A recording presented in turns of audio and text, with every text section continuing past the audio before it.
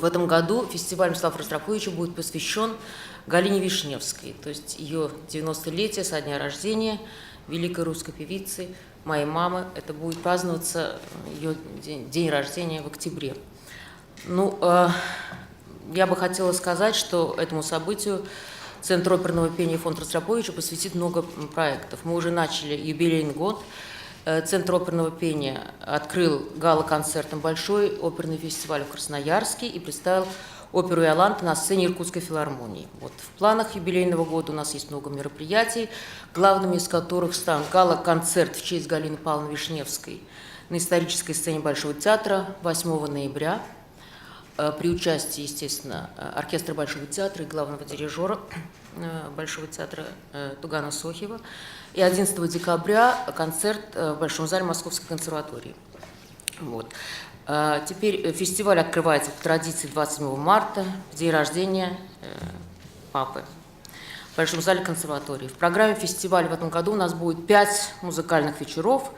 Я хочу поблагодарить правительство Москвы и Департамент культуры города Москвы за поддержку, которая нам дает возможность справиться со значительной частью финансовых вопросов, и благодаря которой мы имеем возможность проводить в Москве такой форум. Конечно, сейчас трудности колоссальные, поэтому большое спасибо Департаменту культуры и Александру Владимировичу Кибовскому и мэру города за ту поддержку, которую они нам оказывают. В этом году география фестиваля, конечно, не ограничится только столицей. 2 фестивальных вечера пройдут на родине Галины Павловны Вишневской в Санкт-Петербурге и Кронштадте. Теперь я бы хотела, наверное, представить участников фестиваля, программу. Торжественное открытие, как я уже сказала, состоится 27 марта в Большом зале консерватории и прозвучит одно из величайших произведений вообще в истории музыки, так мне кажется. Это и любимое произведение Галины Павловны и Мстислава Ростроповича, это «Реквием Моцарта». В исполнении примут участие Российский национальный оркестр, Государственная академическая хоровая капелла имени Юрлова под управлением итальянского дирижера Массимо Дзанетти. По традиции, конечно, фестиваль у нас всегда мы стараемся, чтобы обязательно представить молодых исполнителей. 29 марта это у нас уже участник, который не нуждается в представлении, потому что все его слышали на конкурсе Чайковского на предыдущем. Люка де Барг. И он даст сольный концерт с очень интересной программой. 30 марта произойдет событие, которое очень долго, мы над ним очень долго работали, тем, чтобы привести сюда маэстро Мета, который уже как бы друг нашего фестиваля, к нам приезжает очень часто, но в этот раз он приедет не только со своим оркестром Маджо Музыкале Фиорентина, но также и с хором. И будет исполнено концертное исполнение оперы «Аида». 2 апреля в Большом зале консерватории концерт Лондонского филармонического оркестра.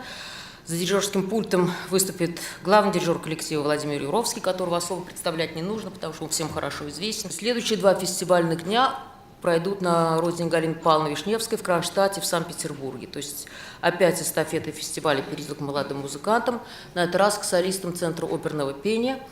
Потому что, когда мы составляли программу именно фестиваля, посвященному маме, нельзя было обойти вниманием, конечно, и Центр оперного пения, который она создала в 2002 году, и который стал самым, в общем, таким главным делом последнего периода ее жизни, скажем так. 3 апреля в Кронштадте солисты Центра оперного пения дадут концерт во Дворце молодежи.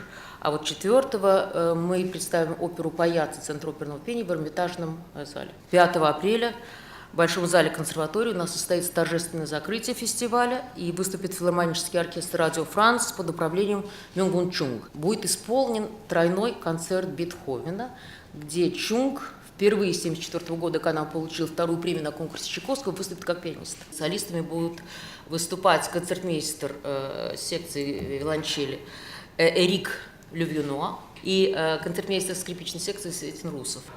Во 2-м отделении концерта прозвучит симфония Малера, 1-я симфония «Титан», и на этом мы закончим наш фестиваль.